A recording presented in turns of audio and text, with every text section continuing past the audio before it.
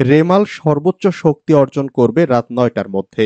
ঘূর্ণিঝড় রেমাল আজ রোববার রাত ৯টায় সর্বোচ্চ শক্তি অর্জন করবে। কৃত্রিম ভূ উপগ্রহ থেকে প্রাপ্ত চিত্র বিশ্লেষণ করে দেখা যাচ্ছে যে ঘূর্ণিঝড় রেমাল তার সর্বোচ্চ শক্তি অর্জন করতে যাচ্ছে রাত ৯টার মধ্যে।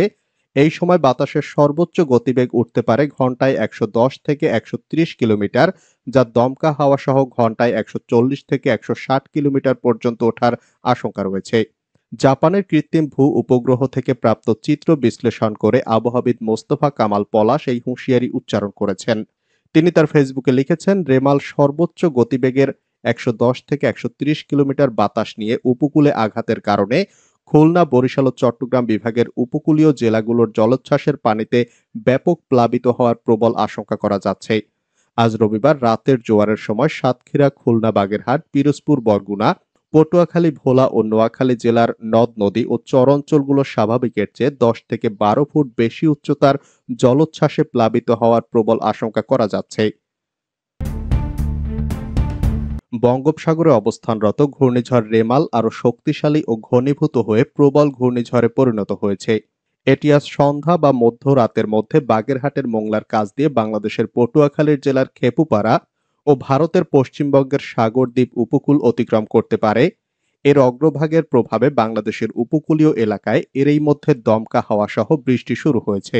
ঘূর্ণিঝড়ের সর্বশেষ বিশেষ বিজ্ঞপ্তিতে আবহাওয়া অধিদপ্তর জানিয়েছে, সাগর বিক্ষুব্ধ থাকায় পায়রা ও মোংলা সমুদ্র বন্দরকে ১০ নম্বর মহাবিপদ সংকেত দেখাতে বলা হয়েছে। উপকূলীয় জেলা খুলনা, সাতক্ষীরা, বাগেরহাট, পিরোজপুর, ঝালকাঠি, বরগুনা, বরিশাল, ভোলা ও পটুয়াখালী এবং তাদের কাছের দ্বীপ ও চরগুলো ৯ নম্বর মহাবিপদ সংকেতের আওতায় থাকবে। কক্সবাজার ও চট্টগ্রাম সমুদ্র বন্দরকে ৯ নম্বর মহাবিপদ সংকেত দেখাতে বলা হয়েছে। উপকূলীয় জেলা চট্টগ্রাম, কক্সবাজার, ফেনী, কুমিল্লা, নোয়াখালী, লক্ষ্মীপুর ও চাঁদপুর এবং তাদের কাছের দ্বীপ ও চরগুলো ১০ নম্বর মহাবিপদ সংকেতের আওতায় থাকবে। খুলনা, সাতক্ষীরা, বাগেরহাট, পিরোজপুর, ঝালকাঠি, বরগুনা, বরিশাল, ভোলা, পটুয়াখালী, ফেনী, কুমিল্লা, নোয়াখালী, লক্ষ্মীপুর, চাঁদপুর, চট্টগ্রাম ও কক্সবাজার জেলার নদী বন্দরগুলোকে ৪ নম্বর নৌ মহাবিপদ সংকেত দেখিয়ে যেতে বলা হয়েছে। আবহাওয়া অধিদপ্তর জানিয়েছে, প্রবল ঘূর্ণিঝড়ের কেন্দ্রের ৬৪ কিলোমিটারের মধ্যে বাতাসের একটানা সর্বোচ্চ গতিবেগ ঘন্টায় ৯০ কিলোমিটার, যা দমকা বা ঝোড়ো হাওয়ার আকারে ১২০ কিলোমিটার পর্যন্ত বাড়ছে। ঘূর্ণিঝড় রিমাল, বাঁধ ভেঙে রাঙাবালির ২০ গ্রাম প্লাবিত। প্রবল ঘূর্ণিঝড় রেমাল বাংলাদেশের স্থলভাগের দিকে ধেয়ে আসছে। এর প্রভাবে সৃষ্ট জলোচ্ছ্বাসে বাঁধ ভেঙে উপকূলীয় পটুয়াখালীর বিচ্ছিন্ন দ্বীপ রাঙ্গাবালী উপজেলার প্রায় ২০টি গ্রাম প্লাবিত হয়েছে। খোঁজ নিয়ে জানা যায়, রাঙ্গাবালী উপজেলার চর মন্তাজ ইউনিয়নের দক্ষিণ চর মন্তাজ নয়ারচর এলাকায় গ্রাম রক্ষা বাঁধ অতিক্রম করে গ্রামের মধ্যে পানি ঢুকে পড়েছে।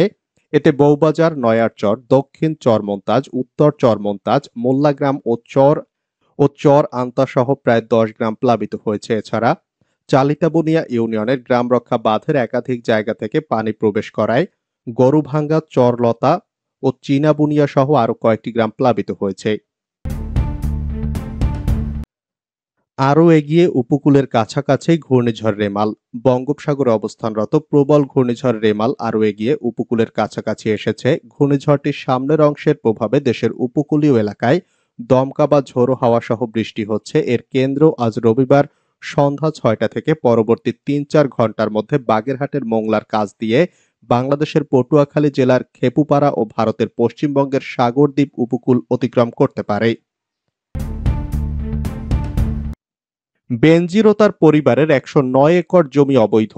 সাবেক আইজিপি বেনজির আহমেদ, তার স্ত্রী জিসান মির্জা, বড় মেয়ে ফারহিন রিস্তা বিনতে বেনজির এবং ছোট মেয়ে তাহসিন রাইসা বিনতে বেনজিরের নামে বিভিন্ন সম্পত্তির ৮৩টি দলিলে থাকা ১০৯ একর ৬২.৪৬% জমি অবৈধভাবে অর্জন করেছেন, যার বাজার মূল্য ১০,৫,৫৯,০০০ টাকা।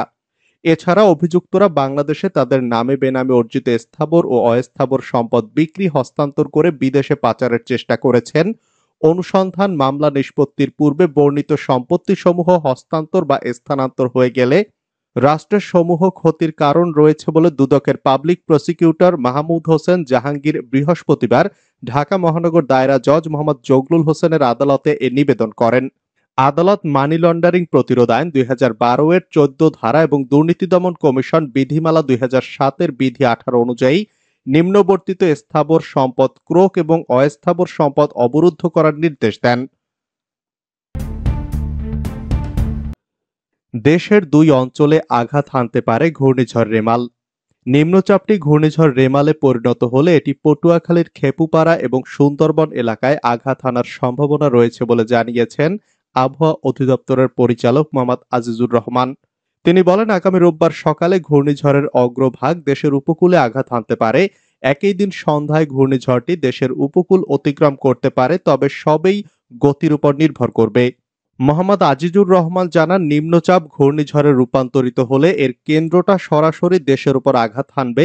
উপকূলের কাছাকাছি চলে এলে এর শক্তি বাড়তে পারে। উপকূল অতিক্রম করার 4 থেকে 6 ঘন্টার মধ্যে শক্তি হারাতে পারে।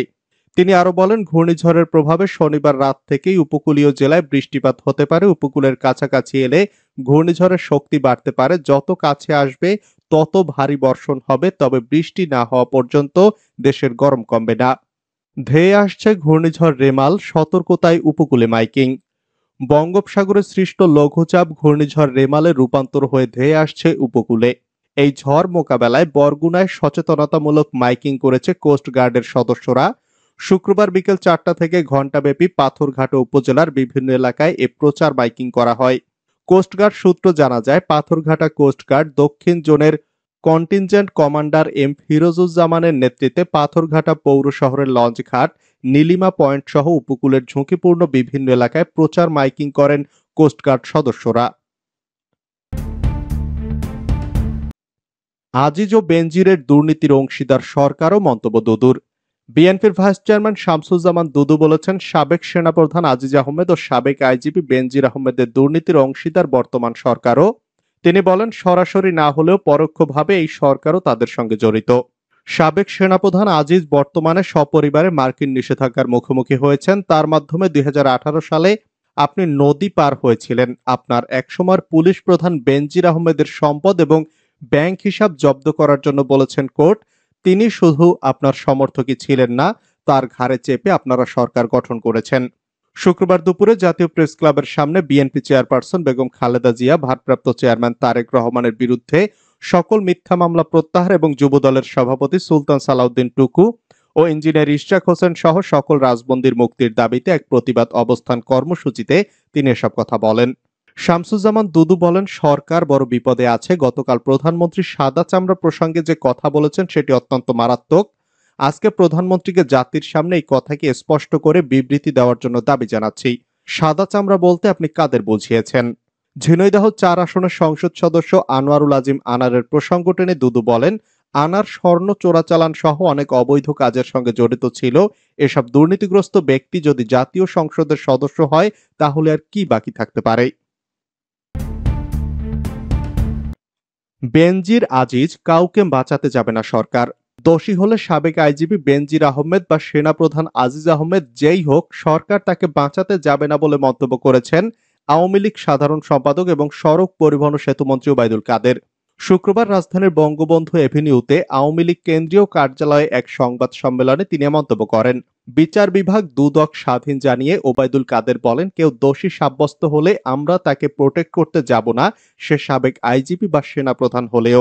দুর্নীতির অভিযোগে সাবেক সেনাপ্রধান আজিজ আহমেদের ওপর যুক্তরাষ্ট্রের নিষেধাজ্ঞা এবং সাবেক আইজিপি বেনজির আহমেদের সম্পদ ক্রোক ও ব্যাংক হিসাব অবরুদ্ধ আদালতের আদেশের বিষয়ে সরকারের এই অবস্থানের কথা স্পষ্ট করলেন ওবায়দুল কাদের। তিনি বলেন, বিষয়টি দেখতে হবে, কোনো ব্যক্তি যত প্রভাবশালী হোক অপরাধ করতে পারে। প্রশ্ন থেকে যায়, সরকার অপরাধের শাস্তি দেওয়ার ব্যাপারে সৎ সাহস দেখিয়েছে কিনা। শেখ হাসিনা সরকারের সে সৎ সাহস আছে, কেউ পারবে না। সেতুমন্ত্রী বলেন, বিচার বিভাগ দুদক স্বাধীন, সেখানে কেউ দোষী সাব্যস্ত হলে আমরা তাকে প্রোটেক্ট করতে যাব না। সেখানে কোনো সাবেক আইজিপি বা কোনো সাবেক সেনাপ্রধান সরকারের কাউকে প্রোটেকশন দেওয়ার বিষয় নেই। অবসরে গেলে আজিজ বেনজিরের মতো অন্যদেরও থলের বিড়াল বের হবে, মন্তব্য নুরুল হক নূরের।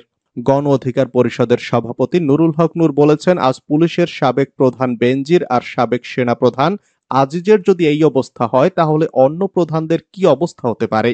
অন্যদের থলের বিড়াল এখনো বের হয়নি, অবসরে গেলে বের হবে। শুক্রবার জাতীয় প্রেস ক্লাবের সামনে বাজার কারসাজি, দুর্নীতি, লুটপাট ও অর্থ পাচারের সঙ্গে জড়িতদের গ্রেফতারের দাবিতে গণ অধিকার পরিষদ আয়োজিত বিক্ষোভ সমাবেশে তিনি এসব কথা বলেন। নুরুল হক বলেন, এই বেনজিরকে পুলিশের প্রধান কে বানিয়েছে? ধাপে ধাপে প্রমোশন দিয়ে ডিএমপি কমিশনার, র্যাবের প্রধান, পুলিশের প্রধান কে বানিয়েছে? শেখ হাসিনা বানিয়েছেন। তাই বেনজিরের অপকর্মের দায় তিনি এড়াতে পারেন না। একইভাবে পুরান ঢাকার সন্ত্রাসী পরিবারের সন্তান, যার আপন ভাইয়েরা সন্ত্রাস, 90-এর দশকে বিভিন্ন সন্ত্রাসী গ্রুপ যারা নিয়ন্ত্রণ করত, তারাই এই আজিজ পরিবার। এই পরিবার থেকে সেনাপ্রধান নিয়োগ দিয়ে প্রধানমন্ত্রী তার রুচি ও মানসিকতা প্রকাশ করেছেন। নূর বলেন, আমি সাংবাদিক ভাইদের বলি একটু খুঁজে বের করেন। ঢাকার মধ্যে 3 জন ডিআইজি পাবেন, যাদের অলরেডি এক একজনের সম্পদের পরিমাণ 100 কোটি টাকার উপরে। তো এরকম 3 জন ডিআইজি না, আরো অনেক আছেন। পুলিশ ও সেনাবাহিনীর উদ্দেশ্যে তিনি বলেন, পুলিশ ও সেনাবাহিনীর ভাইদের কাছে অনুরোধ করব, আপনারা বেনজির ও আজিজকে পুলিশ প্রতিষ্ঠানে ও ক্যান্টনমেন্টে অবাঞ্ছিত ঘোষণা করুন। কারণ এই দুজন কুখ্যাত ব্যক্তি বাংলাদেশের 53 বছরের ইতিহাসে সামরিক ও পুলিশ বাহিনীকে কলঙ্কিত করেছেন। তাদের বিচারের মুখোমুখি হতেই হবে। আমাদের কথা পরিষ্কার, আরও যারা জনগণকে জিম্মি করে বিশিষ্ট শিল্পপতিতে পরিণত হয়েছেন, সেটা ব্যাংক লুটেরা এস আলম হোক কিংবা বসুন্ধরা হোক, তাদের বিরুদ্ধে ব্যবস্থা নিতে হবে।